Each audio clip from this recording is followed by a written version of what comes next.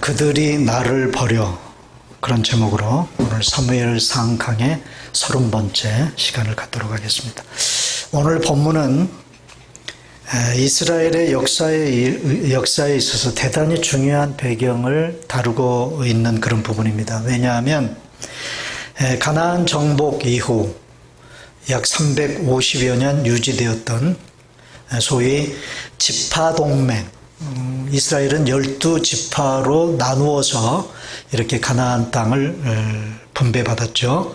그 지파들이 동맹을 이룬 나라가 이스라엘입니다. 또는 부족연합체제, 이런 그 소위 지방분권제도죠.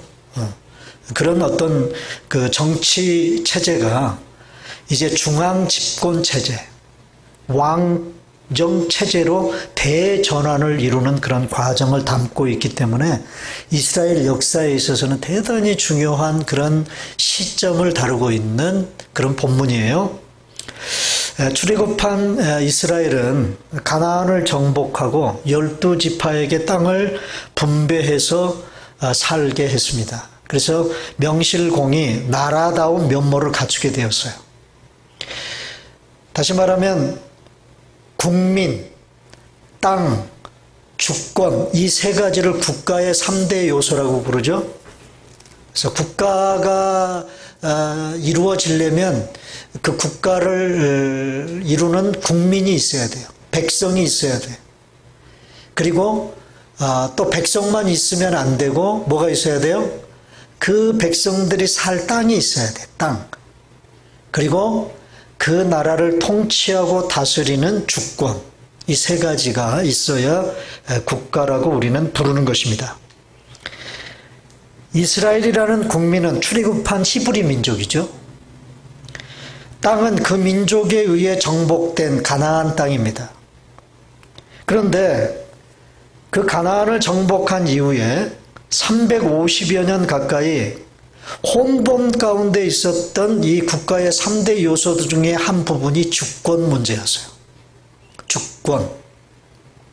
주권은 나라를 다스리는 권세가 누구에게 있느냐 하는 것에 따라 주권 국가로서의 통치 체제가 달라집니다. 다시 말하면 다스림의 주체가 누구냐 하는 거예요. 대부분 고대 국가들은 다스림의 주체를 왕이나 특정인에게 부여했습니다. 그러나 현대의 대부분의 국가들의 주권 개념은 다스림의 주체를 국민에게 두죠. 그걸 민주주의 국가는 다스림의 주체를 국민에게 둡니다. 이것을 국민주권이라고 그래요. 자, 우리나라 대한민국 헌법 제1조를 아십니까? 여러분, 대한민국 국민이시죠? 미국 시민권을 받으신 분들은 이제 미국 시민이시지만, 오늘 저와 여러분들이 대부분 대한민국 국적을 가지고 있어요. 저도 대한민국 국적을 가지고 있고요. 근데 이민 생활을 하면서도 대한민국 국적을 여전히 소유하고 계신 분들이 많이 있습니다. 자, 대한민국 헌법 제1조가 뭡니까?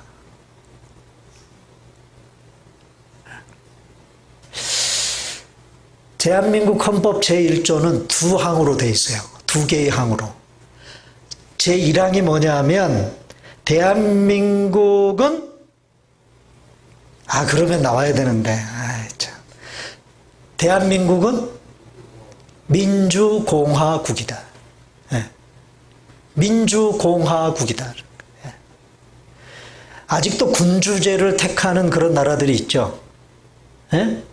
그러니까 왕이니 또는 천황이니 이런 군주제를 헌법상 택하는 나라도 있습니다. 그 대표적인 나라가 일본이나 영국 같은 나라죠.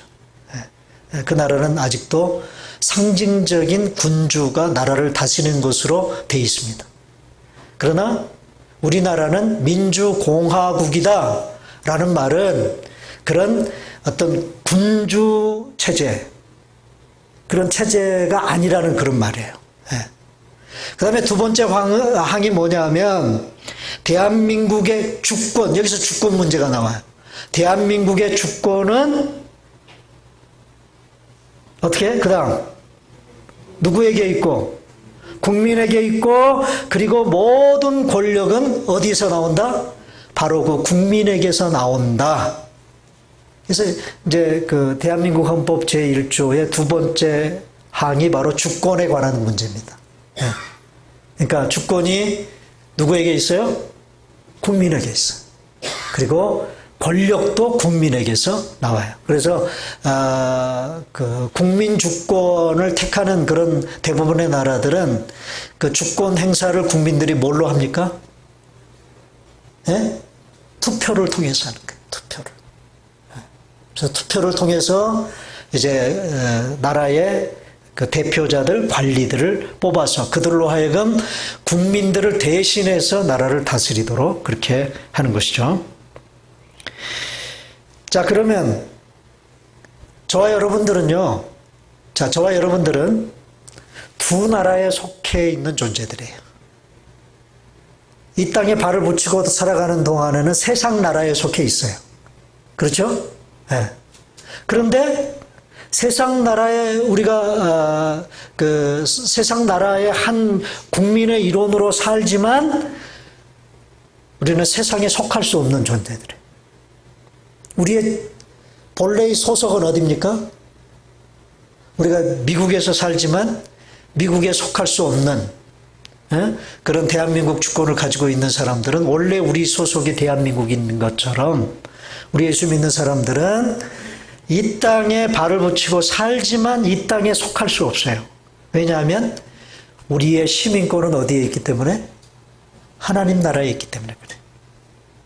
그래서 우리는 이 세상 나라에 살지만 또 하나님 나라에 속한 사람들이기도 합니다. 자, 그러면 저와 여러분들이 속해 있는 하나님의 나라의 주권은 누구에게 있을까요? 누구에게 있을까요? 어떤 특정한 왕에게 있습니까?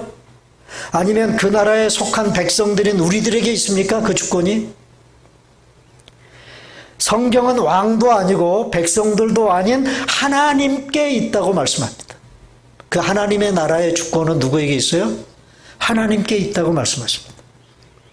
이스라엘이라는 나라의 주권자는 처음부터 하나님이셨습니다. 그래서 왕을 세우지 않았어요. 하나님이 왕이시기 때문에 그렇습니다. 그런 면에서 이스라엘이라는 나라는요, 그 통치 체제가 하나님 나라의 상징성을 가지고 있는 나라예요.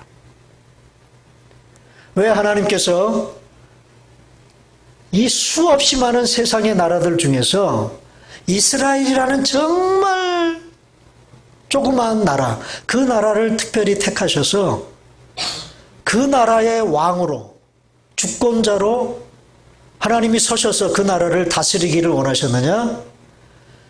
그것은 한마디로 말하면 왕이 없어도 다스려질 수 있는 나라가 이스라엘이어야 했다는 것입니다. 왜냐하면 이스라엘은 이 땅에 하나님의 나라의 모형을 보여주어야 하는 나라이기 때문에 그렇습니다. 여러분, 구약에 등장하는 이스라엘이라고 하는 나라는 단순히 어떤 열방에 있는 나라들과 차별이 없는 그런 나라의 성격을 지니지 않습니다. 하나님의 입장에서는 그 이스라엘이라는 한 나라를 통해서 이 땅에 있는 수없이 많은 열방들에게 하나님의 나라로서의 진정한 모형을 보여주시기를 원하셨어요. 나라가 생긴 지 350여 년 만에 이스라엘은 왕 없이 사사들에 의해서 나라가 다스려졌어요. 사사가 다스렸다. 자, 여러분, 지난주에 우리가 살펴보았던 7장 마지막 부분 15절, 16절, 17절, 3절에 보면 사무엘 사사가 이스라엘을 다스렸다는 말이 각 절마다 한 번씩 나왔죠. 3번. 그죠? 그래서 15절에 이스라엘을 다스렸으되 사무엘이 16절에도 이스라엘을 다스렸고 17절에도 이스라엘을 다스렸으며 라는 말을 계속해서 반복해서 기록하고 있습니다. 이것은 안정되게 하나님이 왕이 되셔서 말씀으로 이스라엘을 통치하고 계셨다는 말입니다. 그거를 사무엘이 다스렸다라는 말로 바꿔서 사무엘서 기자는 기록하고 있는 거예요. 자, 그런데 이스라엘 안에 통치 체제에 대한 다른 요구가 터져 나오기 시작했어요. 그것은 왕정 체제에 대한 요구였습니다. 끊임없이 이스라엘 백성들의 저변에 이 왕정 체제에 대한 의식이 깔려 있었습니다. 우리나라도 다른 열방처럼 왕을 세워서 왕이 다스리는 그런 나라가 됐으면 좋겠다고 하는 그런 욕구, 그런 어떤 정치 체제에 대한 불만이 이스라엘 백성들의 저변에 다 깔려 있었어요. 참 이상한 게요. 이스라엘은 민족들이 출애굽을 해가지고 광야 40년을 살다가 생활을 하다가 요단강을 건너서 가나안 땅에 들어가자마자 그들이 우상 숭배했거든요. 바알 우상을 섬기고. 어떻게 그럴 수 있을까? 근데 가만히 그 이스라엘 백성들의 모습을 보면요, 이스라엘 백성들은 자신들에게 없는 것이 좋아 보여요. 우리도 어때요? 나한테 없는 게 좋아 보일 때가 있어요, 없어요? 그래서 나온 속담이 남의 떡이 더 크게 보여. 내게 없는 것이 다른 사람에게 있는데 내게 없는 것을 가지고 있는 그 사람 것이 참 좋아 보였다. 이스라엘 백성들이 가나안에 딱 들어와 보니까 자신들은 지금까지 보이지 않는 하나님을 섬겼어요. 그런데 가나안 사람들이 섬기는 신을 보니까 얼마나 그럴듯한 그런 그 신상을 만들어 놓고 그리고 그 신상을 모시는 신전도 어마어마하고요. 그래서 그 큰 신상과 큰 신전 앞에 자신이 딱 서면 그 보이는 그 모습 때문에라도 경건함이 생기고 자신을 압도하는 것 같은 그런 분위기. 여러분, 이스라엘은 그게 참 좋았어요. 그래서 가나안 땅에 들어가자마자 그들이 우상에 빠진 이유가 거기있습니다.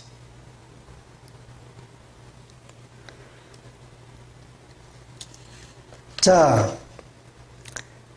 그래서 이스라엘 백성들은 자기들에게 없는 것 또 한 가지를 발견했는데 그게 뭐냐면 주변에 있는 모든 다른 이방 민족들은 왕을 가지고 있다. 왕을 세워서 일사불란하게 나라를 중앙 집권 체제로 형식으로 나라를 다스리는 모습을 볼 때마다 늘 부러움이 있었어요. 근데 이스라엘은 어떻게 다스려졌어요? 하나님이 이스라엘을 어떻게 다스려요? 왕도 없이. 평소에는 아무 나라에 문제가 없을 때는 평소에는 군대도 없어요. 그저 소위 사사는 말 그대로 졌지. 무슨 문제가 생기면 재판하는 사람이에요. 그래서 사사들은요, 어떤 재판권이 있으면 그때만 가서 재판만 하고 그 재판하는 일이 끝나면 본래의 자기의 일로 돌아가는 사람이에요. 농사 짓는 사람은 농사 짓는 일로. 그런 통치 체제였습니다. 그런데 이 사사 시대에 보면요, 수없이 많은 이방 민족들이 이스라엘을 침략하지 않습니까? 그죠? 그때마다 하나님께서 그 전쟁을 치르기 위해서 전쟁이 딱 일어나면 하나님이 뭘 세워요? 누구를 세워요? 사사를 세워요. 그러면 그때서야 부랴부랴 군대를 모집하는 거예요. 그리고 나가서 이방 민족과 싸우는 거예요. 그 이방 민족들이 이제 물러가면 또다시 군대를 해산해. 자, 이런 체제가 이스라엘 백성들이 볼 때는 이게 불만스러운 거예요. 늘 상비군을 좀 유지했으면 좋겠는데 그게 아니라는 거예요. 그리고 권위가 있는 왕이 딱 세워져서 백성들을 어떻게 질서도 잡고요. 그렇게 하면 좋겠는데 그러지 않아요. 그래서 우리가 사사기를 읽어보면 사사기 마지막 기록이 뭐죠? 사사기의 마지막 기록이 뭐예요? 뭐가 없어서 사람들이 자기 소견에 어른 대로 살아버렸다? 뭐가 없어서? 왕이 없어서. 왕이 없어서. 자, 말씀드렸죠, 제가? 왕이 없었던 게 아니다. 사사시대에 왕이 없었던 게 아니에요. 하나님이 왕으로 계셨어요. 여러분, 사사들이 다스렸다는 말은 하나님이 왕으로 다스렸다는 말인데, 그 사사들이 뭘로 이스라엘을 다스렸죠? 말씀으로. 하나님의 말씀으로 다스렸어요. 하나님의 나라는, 하나님의 나라의 개념은 뭡니까? 뭐가 하나님의 나라입니까? 하나님의 말씀으로 다스려지는 나라가 하나님 나라예요. 그래서 하나님의 나라는 우리가 죽어서 가는 곳일 뿐만이 아니라 지금 현재적으로도 우리가 누리고 있는 나라예요. 지금 현재 오늘 저와 여러분들이 하나님 말씀의 통치를 받고 살아간다면 오늘 저와 여러분들은 하나님의 나라 속에서 사는 사람들이에요. 현재적인 하나님의 나라 속에서. 그래서 우리 주님도 그러셨죠. 하나님의 나라는 여기 있다 저기 있다가 아니라 어디에 있다? 너희들의 마음속에 있다. 그 말은 우리들의 심령이 지금 현재 하나님의 말씀으로 다스림을 받고 있다면, 그 말씀에 순종하며 그 말씀을 따라서 내가 살아가고 있다면 내 심령이 천국이 된다는 말이에요. 그러므로 이스라엘이 왕이 없었던 게 아닙니다. 하나님이라는 왕이 버젓이 있었습니다. 그런데 왕이 없으므로 그 말은 무슨 말입니까? 이스라엘 백성들의 마음속에 하나님을 왕 삼기를 좋아하지 않았단 말이에요. 하나님을 거절하고 자기 생각대로, 자기 생각이 미치는 대로 그냥 살아버리는 거예요. 말씀의 통치 없이, 말씀을 따라서 살지 아니하고 자기 생각, 자기 감정, 자기 신념에 맞다고 생각하면 그냥 살아버리는 거예요. 그냥.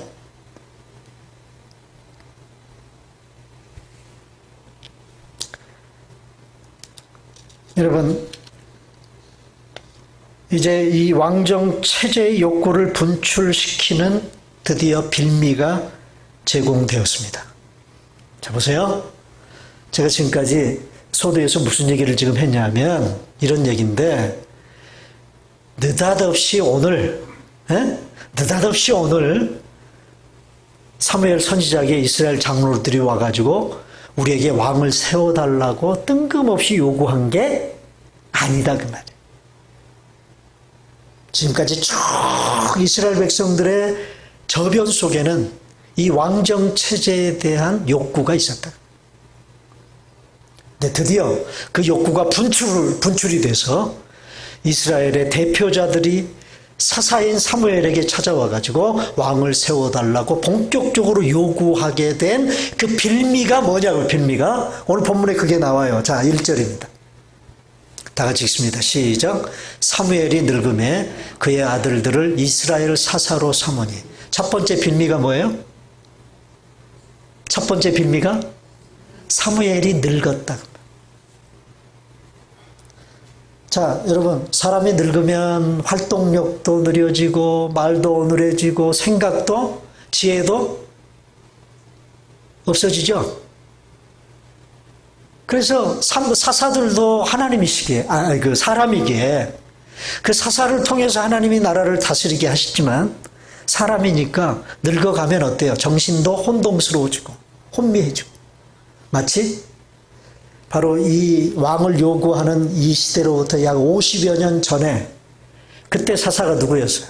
사무엘이 이제 막 태어났을 때. 그때 사사가 누굽니까? 엘리 제사장 때는 엘리 제사장. 여러분, 그때도 그 엘리 제사장을 사무엘서 기자가 언급할 때 계속해서 말하는 게 엘리가 늙었다. 엘리가 늙었어요. 그래서 더 이상 제사장으로서, 사사로서의 역할을 감당하기가 어려워. 더군다나 그의 두 아들 흠리와 비느하스가 철저하게 부패했어. 철저하게 타락하고. 자, 어쩌면 그 장로들이, 이스라엘 그 장로들이 사무엘 선지자에게 찾아와가지고 그 왕을 요구한 것도 무리는 아니에요. 50년 전에 그 모습이 다시 재현되지 않을까에 대한 우려를 지금 갖고 있는 거예요. 첫 번째 빌미가 사무엘이 늙었다. 탈무드에 보면 이스라엘의 경전 중에 하나인 그 유대인들이 경전으로 여기는 그 책 중에 하나인 탈무드라는 책이 있습니다. 탈무드. 여기에 보면 이때 사무엘의 나이가 한 52살 정도 됐을 것이라고 그렇게 기록하고 있어요. 52살. 52살이면 뭐 아직도 사사로서의 역할을 할 수 있을 만한 그런 나이잖아요. 근데 여기 늙음에라는 말은 완전히 그냥 엘리 제사장처럼 더 이상 뭘 할 수 없을 지경이 됐다 그 말이 아니에요. 이제는 은퇴를 생각할 만한 나이다 그 말이에요.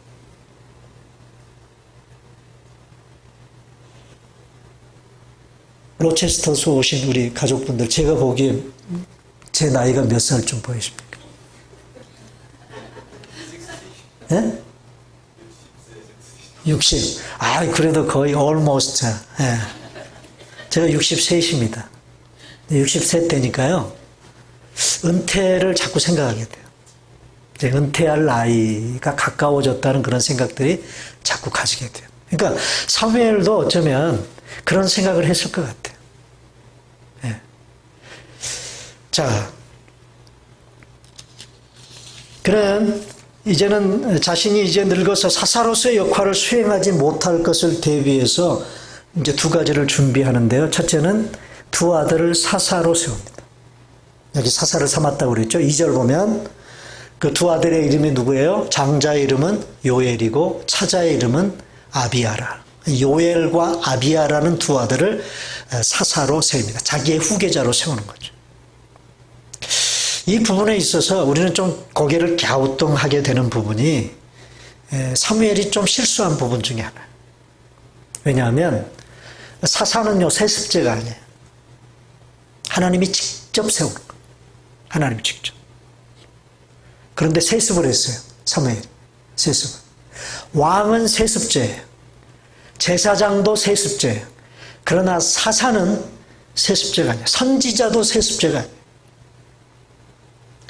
그런데 사무엘이 왜 이렇게 급하게 두 아들을 자기 대를 이을 사사로 두 아들을 세습을 했을까? 제가 생각하는 그 유추해 본 그 생각은 뭐냐면 사무엘이 그렇게 할 수밖에 없었던 이유를 여기 어렴풋이 우리가 확인할 수 있는 구절이 뭐냐면 그들이 브엘사바에서 사사가 되니라 그랬어요. 바로 사무엘의 두 아들인 요엘과 아비아가 브엘세바에서 사사가 됐다. 자, 우리가 지난 주간에 그 사무엘이 이스라엘을 다스릴 때 어떻게 다스렸다고 16절에서 7장 16절에서 기록하고 있느냐 하면 베델과 길갈과 미스바를 순회하며 이스라엘을 다스렸다는 기록이 나오죠. 그죠? 근데 여기 베델, 길가, 미스바는요, 이스라엘에서, 이스라엘의 수도였던, 당시는 수도가 아니지만, 수도인 예루살렘에서 북쪽으로 한 8km 위에 있어요. 사해 바다보다 조금 북쪽에 위치한 그런 지역이 바로 베델, 길갈, 미스바라는 지역입니다. 팔레스타인 지역의 중앙지대. 그곳을 이렇게 왔다 갔다 하면서 사무엘이 사역을 했어요. 그리고 그곳에 사무엘의 고향인 라마도 있어요. 라마. 그러니까 사무엘이 라마에 머무르면서 이 베델과 길갈과 미스바를 왔다 갔다 하면서 나라를 사사로 다스렸다는 말이에요. 나라를. 그런데 여기 두 아들을 사사로 세운 브엘세바는 어디에 위치해 있느냐? 팔레스타인 지역의 최남방입니다. 예루살렘에서 거의 80km 정도 떨어진 곳이죠. 엄청나게 거리가 있는 곳이죠. 네. 그래서 여러분 이 브엘세바는 아브라함 때부터 아브라함이 살았던 곳 지역 중에 하나입니다. 이 브엘세바, 맹세의 우물 또는 야곱의 우물이라는 그런 이름을 가지고 있는 곳이 브엘세바죠. 네. 그러니까 어떻게 생각해 보면 사무엘 선지자의 통치 영역이 잘 미치지 못하는 곳이야. 이 브엘세바는 거리가 많이 떨어져 있으니까. 그래서 사무엘의 생각에는 우리 두 아들을 그곳에 사사로 세워서 그곳을 다스리게 하면 좀 더 원활하게 나라를 통치할 수 있지 않겠나라는 그런 생각으로 아마도 이 두 아들을 사사로 브엘세바에 세운 것 같아요. 자, 이렇게 첫 번째 이스라엘 장로들로 하여금 왕을 세워달라고 요구했던 첫 번째 빌미는 사사가 늙었다는 거예요. 사무엘이 늙었다는 거예요. 그 다음에 두 번째 빌미가 뭐냐? 자, 3절입니다. 다 같이 시작. 그의 아들들이 자기 아버지의 행위를 따르지 아니하고 이익을 따라 뇌물을 받고 판결을 굽게 하니라. 참 이상하죠. 엘리 제사장 때도 두 아들이 범죄하고 타락해. 제사장들이 하나님께 드리는 예배를 멸시하고. 근데 오늘 여기 본문에도 보면 사무엘 선지자의 뭐예요? 두 아들 역시 마찬가지. 어떻게 이렇게 영적 지도자들의 자녀들이 이 모양 이 꼴일까요? 이게 하나님의 일을 하는 사역자들의 고민 중에 하나입니다. 그런데 엘리 제사장이나 사무엘 선지자나 그의 두 자녀들이 다 문제가 있었어요. 그런데 좀 다른 게 있습니다. 하나님이 엘리 제사장과 사무엘에 대하여 자식 문제에 대해서 좀 다르게 접근하는 부분이 있어요. 그게 뭐냐면 엘리 제사장한테는요, 두 아들이 그렇게 타락한 책임을 엘리 제사장에게 물어요. 그죠? 엘리 제사장에게 묻습니다. 그런데 오늘 여기 사무엘 선지자에게는요, 두 아들이 이렇게 범죄한 부분에 대한 책임을 사무엘에게 묻지 않습니다. 그러므로 우리가 뭘 발견할 수 있느냐? 하나님의 일을 하는 영적 지도자들에게서 자녀 문제에 대해서 우리는 꼭 목사 자녀들이 저래? 영적 지도자들의 자녀들이 저 모양 저 꼴이야? 그리고 여러분들이 그들을 그런 어떤 카테고리에서 보고 평가해서는 안 된다.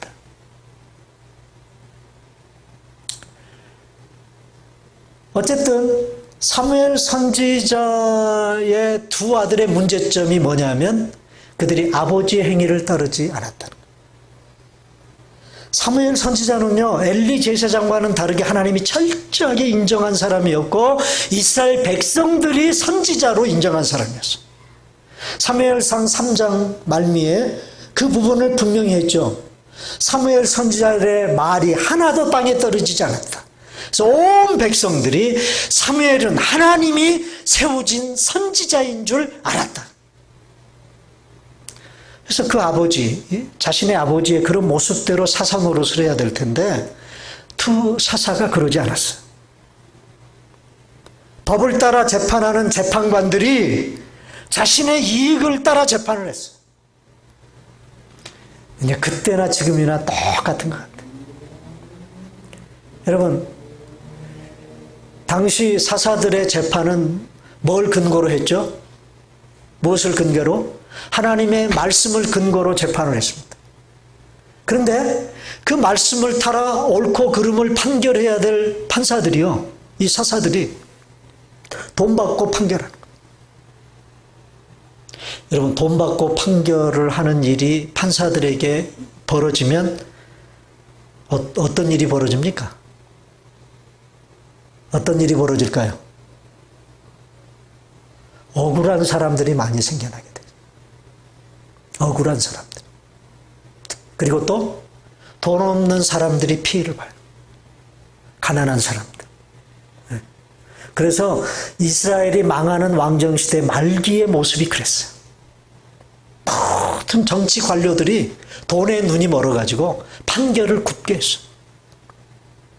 그래서 바닥을 기면서 생활하는 이스라엘의 민초들의 아우성 소리가 하나님께 닿는 거예요. 하늘에 닿는 거예요. 그래서 나라가 부패하고 타락하기 시작하면 그 원성이 임계점에 도달하면요, 하나님이 심판하신 거예요. 피의 소리, 가난한 사람들의 원망하는 소리가 찰 때까지 차면 하나님이 기다렸다가 심판하신 거예요. 이스라엘이 한 나라를 하나님이 심판할 수밖에 없었던 이유가 바로 거기 있었습니다. 그래서 이 문제는 대단히 심각한 문제입니다. 자, 위에 두 가지가 왕을 요구하는 빌미가 된 것은 아까도 얘기했지만 아마도 이스라엘 장로들이 50년 전에 엘리 제사장을 떠올리며 불안해했기 때문일 것이라고 생각을 합니다. 그러므로 이스라엘 장로들이 왕을 세워달라는 이 요구를 우리가 전혀 그 부정적인 것으로만 우리가 취급해버릴 수는 없어요. 자, 이스라엘 장로들이 드디어 라마에 있는 사무엘에게 가서 왕을 세워달라고 요구를 합니다. 자, 뭘 요구하는지 4절, 5절을 우리 같이 읽으십시다. 다 같이 시작. 이스라엘 모든 장로가 모여 라마에 있는 사무엘에게 나아가서 5절, 그에게 이르되 보소서 당신은 늙고 당신의 아들들은 당신의 행위를 따르지 아니하니 모든 나라와 같이 우리에게 왕을 세워 우리를 다스리게 하소서 한지라. 그랬습니다. 우리에게 왕을 세워 우리를 다스리게 하소서. 한마디로 왕을 세워달라는 요구입니다. 왜 왕을 세워달라고 합니까? 왜요? 두 가지인데, 첫째는 앞에서 사무엘과 두 아들이 제공한 두 가지 빌무 때문에 당신은 늙고 당신의 아들들은 당신의 행위를 따르지 아니하니 왕을 세워주십시오. 그래서 그 왕으로 하여금 우리가 다스림을 받게 해주십시오. 그런데 이 이유는요, 표면적인 이유예요. 더 본질적인 이유가 여기 나와요. 이스라엘 장로들이 왕을 요구하는 더 본질적인 접근된 이유가 바로 여기 나오는데, 자, 5절에 제가 이 슬라이드를 만들 때 왜 구태여 빨간 글씨로 저 9절에 빨간 글씨로 색을 입혔을까요? 왜? 이 구절이 너무 중요하기 때문에 그래요. 자, 이스라엘 장로들이 왕을 요구한 동기, 그 동기, 정말 직접적인, 본질적인 동기 중에 첫 번째가 뭐예요? 모든 나라와 같이 우리에게도 왕을 세워달라는 것. 이 말이 얼마나 문제가 될 수 있는 소지가 있는 요구인지 모릅니다. 장로들은 비조직적인 사사직이 비효율성에 비해 왕정체제가 갖고 있는 중앙집권적인 효율성을 염두에 두고 이런 요구를 했을 것입니다. 그러나 장로들이 모든 나라와 같이 되기를 원한다는 것은 심각한 문제를 제기할 수 있습니다. 왜냐하면 이들의 이러한 요구는 이스라엘의 정체성에 대한 큰 도전이기 때문에 그렇습니다. 여러분, 아까도 말씀을 드렸듯이 이스라엘은 다른 열방과 같은 나라가 결코 아닙니다. 하나님의 나라에 속한 하나님의 백성으로 하나님의 말씀의 통치를 받으며 가나안 땅에서 살아가도록 부름받은 백성들이 이스라엘 백성들이에요. 여러분, 이 세상에서 살아가는 크리스찬들, 세상에서 살지만 세상에 속할 수 없는 존재들이 저와 여러분들이거든요. 이것이 크리스찬의 정체성이에요. 정말 중요한 정체성. 세상 속에서 살지만 세상에 속할 수 없는 존재가 저와 여러분들이다. 자, 이 정체성에 여러분 동의하십니까? 크리스찬은 세상과 같아지려고 편리성과 합리성과 효율성을 추구하는 사람들이 결코 아니에요. 아무리 편리하고 합리적인 것 같고 효율적인 것 같아도 그것이 하나님의 나라의 원리에 어긋난다면 단호하게 거부할 줄 알아요. 그것이 하나님의 나라에 속한 존재다운 삶이에요. 이 크리스찬의 정체성을 잃어버리고 살아가는 사람들이 너무 많아서 여러분 교회 안에 얼마나 많은 세상 것들이 홍수처럼 밀려 들어오는지 몰라요. 세상과 교회를 구분할 수가 없어요. 예수 믿는 사람과 안 믿는 사람의 다른 점을 눈을 씻고 찾아보기가 힘들어요.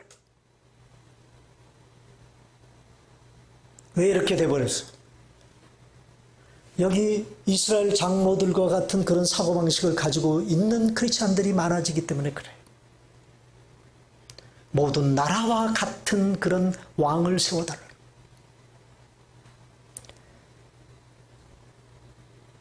여러분, 하나님이 왜 이스라엘이라는 나라에 사람으로서의 왕을 세우지 않으셨는가 하는 것을 여러분 잘 묵상하실 필요가 있어요. 하나님 입장에서 왜 그렇게 하셨는지. 이스라엘이라는 나라는 세상 다른 나라와 똑같을 수가 없다 그 말이에요. 왜요? 아까 말씀을 드렸죠? 이스라엘이라는 나라는 세상 다른 열방에 하나님의 나라의 모습이 어떤 모습인가, 그리고 그 나라에 속한 백성들의 삶이 어떤 삶이어야 하는 것을 모형적으로 보여줘야 하는 나라이기 때문에 그래요. 저는 교회도 다르지 않다고 생각합니다. 지금 이 땅에 있는 유형적인 교회, 우리 교회와 같은 로컬 철치로서의 유형적인 교회도 여러분 이스라엘이라는 나라와 다르지 않아요. 자, 다른 나라와 같은 왕을 세워 다스리게 해달라는 요구에 사무엘 선지자의 마음이 편했을까요? 불편했을까요? 편했을까? 불편했을까? 네. 자, 6절 봅시다. 다 같이 시작. 우리에게 왕을 주어 우리를 다스리게 하라 했을 때에 사무엘이 그것을 기뻐하지 아니하여 여호와께 기도하며. 자, 좀 죄송합니다만은 우리말 성경이요, 우리 지금 가지고 있는 개역개정 이 우리말 성경이 완벽하게 번역된 성경은 아닙니다. 모든 번역본들이 다 그렇습니다, 여러분. 네. 오리지널 최초로 기록된 성경만 완벽하고요. 네? 그것을 기초로 해서 번역된 수없이 많은 다른 나라 말로 기록된 번역본들은 완벽할 수가 없어요. 우리말 성경 번역도 마찬가지. 히브리 언어적으로 볼 때 좀 불만족스러운 번역이 되어진 본문 중에 하나가 이 본문. 자, 여기 사무엘이 기뻐하지 아니하여 그랬어요. 사무엘이 기뻐하지 아니하여.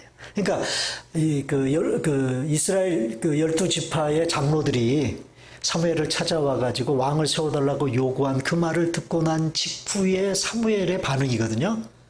그 반응을 우리말 성경은 그냥 기뻐하지 않았다, 그렇게만 기록을 했는데, 사실 이 말은요, 떨다, 몸을 부르르 떨다라고 하는 그 떨다라는 의미를 가지는 히브리어 야라으라고 하는 단어에서 나온 말인데, 이것은 분노나 격정에 휩싸였을 때 몸이 떠는 것을 나타내기 때문에 슬프다, 불쾌하다는 의미로 번역되어지기도 하는 그런 단어가 바로 야라으, 떨다라는, 본래의 그 의미가 떨다라는 단어예요. 떨다. 그러니까 사무엘이 그 장로들의 말을 듣자마자 몸을 어떻게 했다는 거예요? 푹 떨었다는 거예요, 몸을. 그래서 이 말이 너무 분하고, 너무 분해서 슬퍼했다, 불쾌하다라는 그 의미도 갖는 단어가 이 야라우라는 단어다 그 말이에요. 한나도 그랬죠. 한나. 사무엘의 어머니 한나도 1장에 보면 그래, 안 그래요? 자, 네, 이게 너무 빨리 넘겼네. 네. 타이밍이 굉장히 중요해요. 제가 설교를 할 때 슬라이드를 넘기는 타이밍이 굉장히 중요해요. 자, 한나도 그랬어요, 안 그랬어요? 한나를 괴롭혔던 사람이 있었죠. 누굽니까? 네? 둘째 부인 분인나. 분인나. 네, 분인나가 아기 못 낳는 한나를 구박했죠. 첩인 주제. 본부인을 구박했어. 학대하고. 성경에 보면 학대했다고 나와요. 그래서 성경은 그 한나의 대적이 분인나다 그랬어요. 네.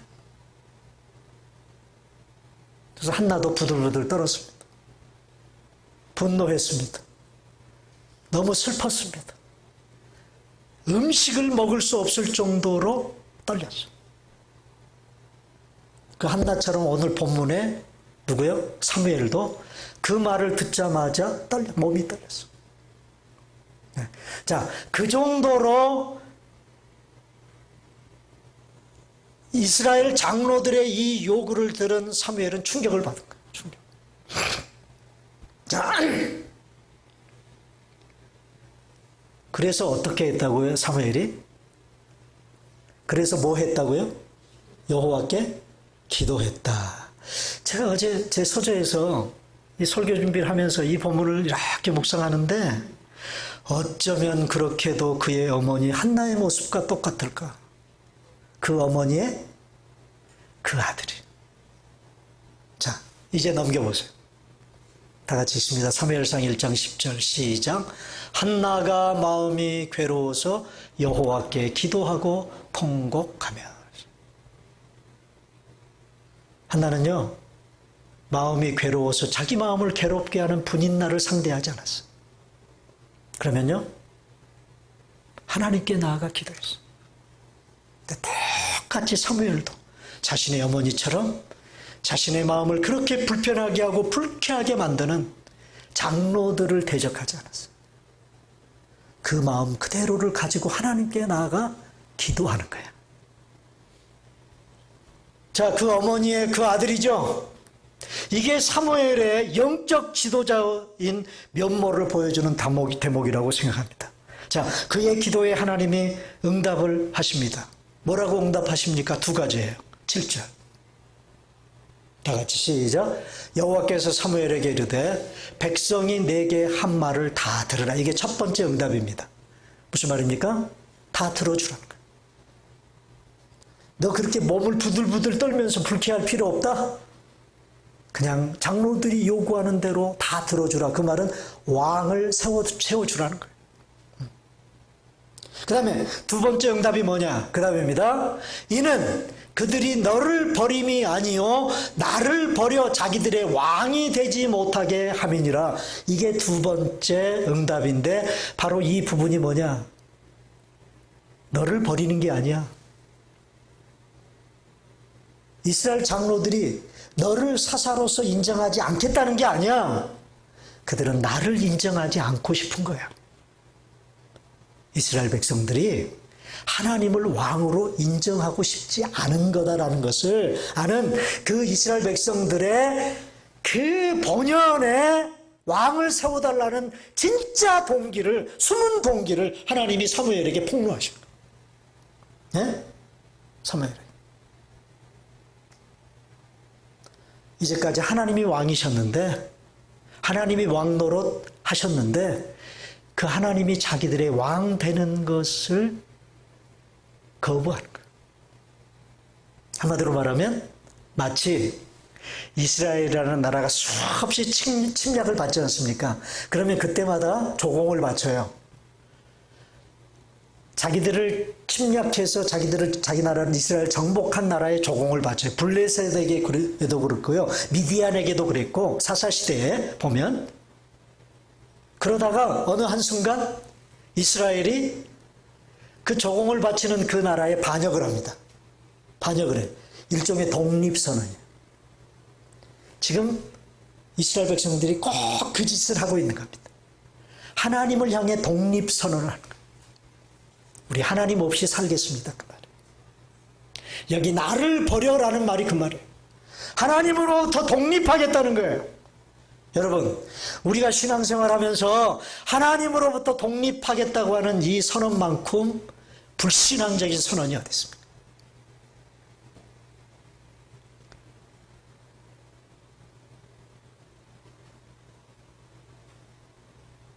이 요구는 한마디로 하나님 자신을 이스라엘이 버리는 일이라는 것입니다. 그리고 이 요구는 하나님의 왕권에 대한 거부임을 분명히 밝힙니다. 여호와께서 이스라엘의 왕이시라는 사상은 이스라엘의 오랜 전통이었어요. 사사기 8장 23절에 보면 이런 기록이 나와요. 다 같이 시작. 기드온이 그들에게 이르되 내가 너희를 다스리지 아니하겠고 나의 아들도 너희를 다스리지 아니할 것이요 여호와께서 너희를 다스리시리라 하니라. 자, 이 이야기 여러분 잘 아시죠? 기드온이 미디안이 쳐들어왔을 때 기드온이 300용사를 거느리고 나가서 대승을 거뒀습니다.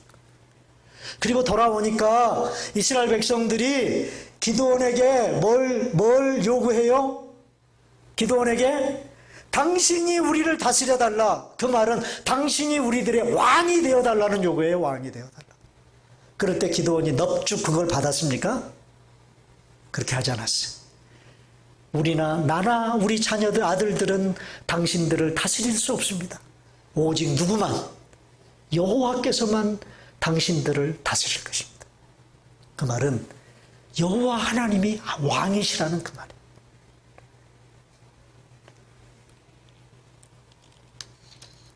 이스라엘의 왕에 대한 요구는 정치적인 독립선언과도 같으며 그런 의미에서 여호와께 대한 배반의 성격을 지닌다고 볼 수 있어요. 하나님은 사무엘에게 이스라엘의 이런 요구가 어제 오늘의 일이 아니라고 말씀하십니다. 그러니 너 너무 그렇게 흥분할 필요 없다. 사무엘에게 8절에 다 같이 시작. 내가 그들을 애굽에서 인도하여 낸 날부터 오늘까지 그들이 모든 행사로 나를 버리고 다른 신들을 섬김같이 내게도 그리하는도다. 언제부터 이런 하나님으로부터 독립선언하려고 하는 그런 마음을 언제부터 갖고 있었다고요? 애굽에서 나올 때부터 그랬다는 말이에요. 그래서 제일 먼저 터진 게 뭡니까? 시내산 밑에서 모세가 하나님의 율법 받기 위해 시내산 위로 올라가 40일 동안 하나님과 대면하여 머무르는 동안 산 밑에서 이스라엘 백성들이 했던 짓거리가 뭐예요? 금송아지 만들어서 세워놓고 그 금송아지를 향해 이 금송아지가 우리를 애굽에서 인도해 낸 신이다. 그러면서 그 금송아지를 경배했어요.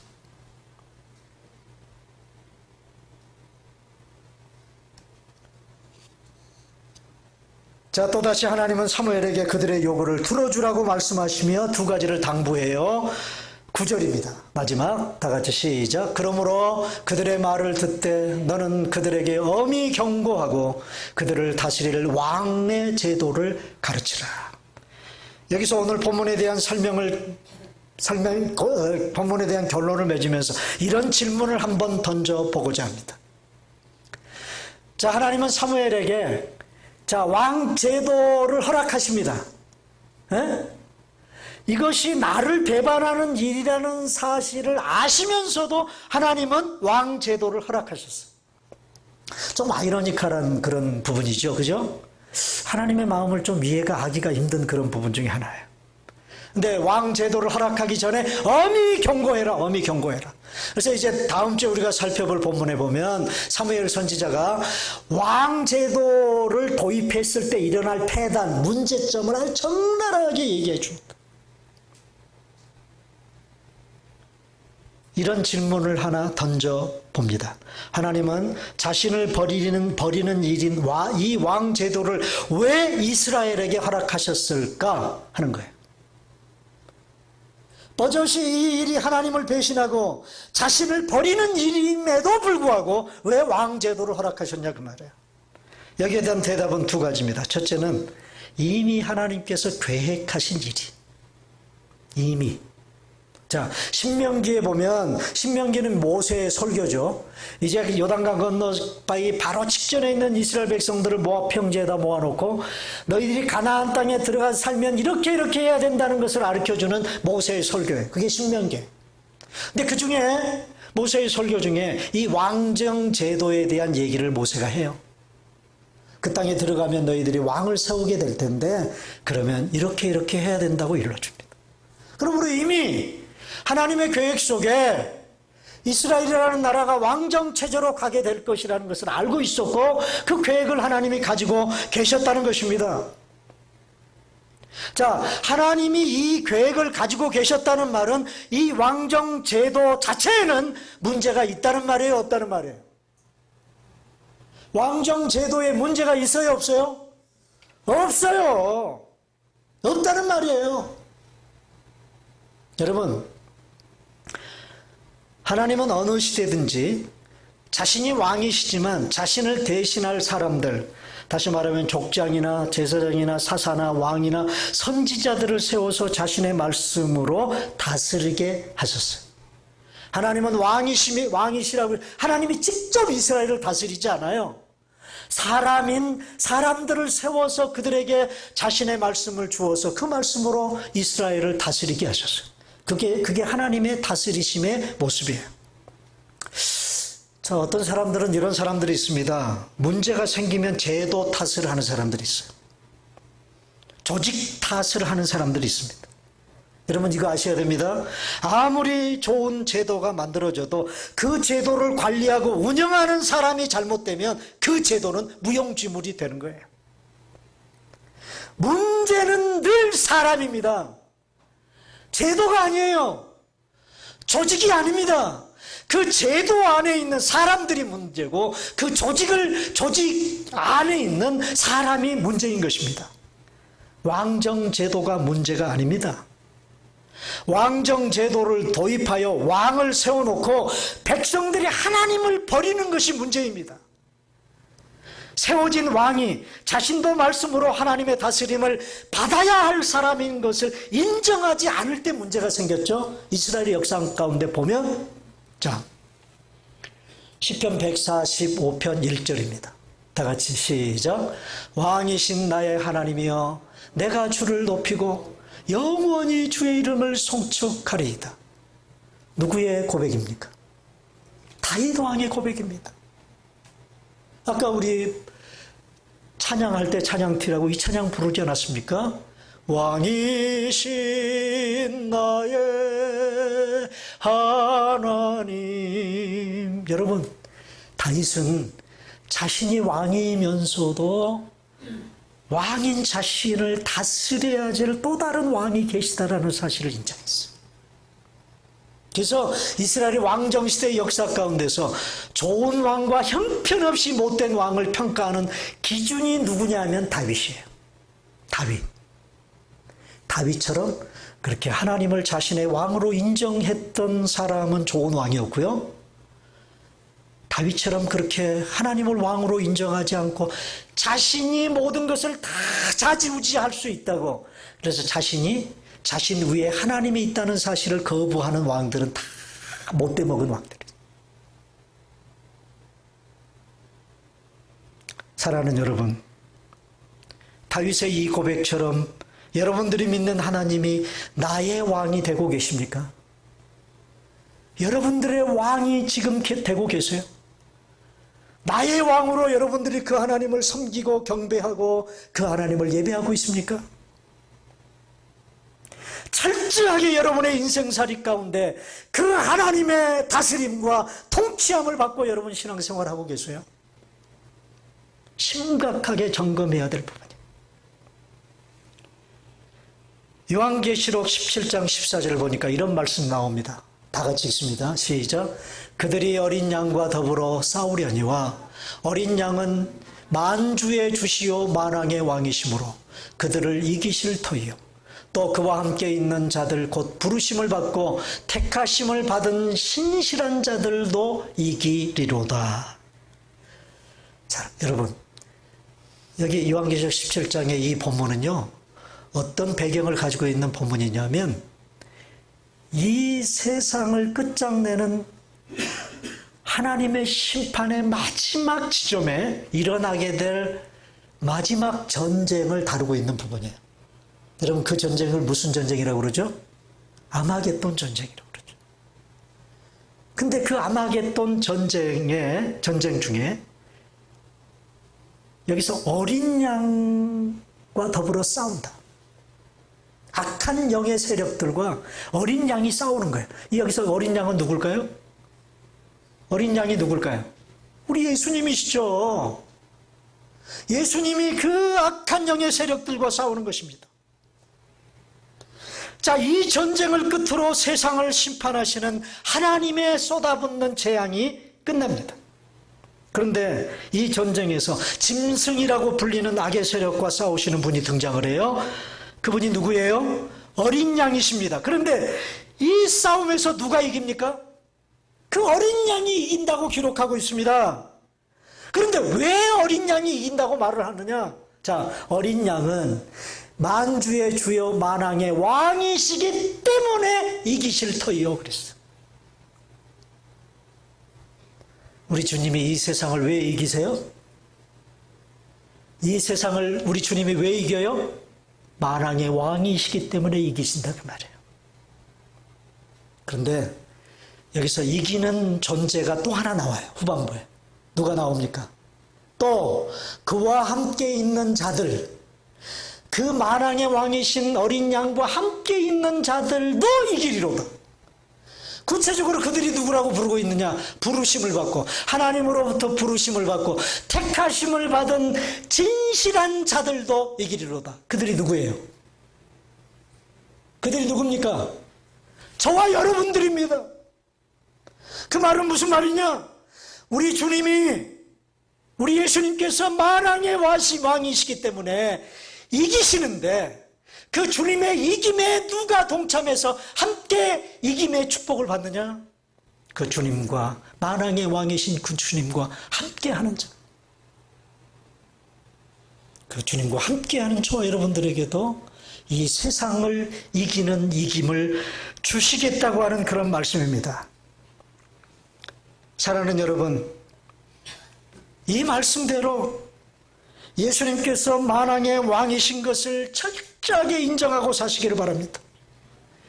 그분이 또한 다윗처럼 나의 왕이시라고 고백하실 뿐만 아니라 그 왕 되신 우리 주님과 함께 늘 동행하심으로 항상 승리하시는 여호와 니시의 승리의 축복이 여러분들의 것이 되실 수 있기를 주님의 이름으로 축원합니다. 이제 우리 다 같이 일어나셔서 당신은 영광의 왕, 오늘 말씀 다시 한번 묵상하며 결단하는 마음으로 이 찬양 다 같이 부르고 오늘 예배를 모두 마치도록 하겠습니다.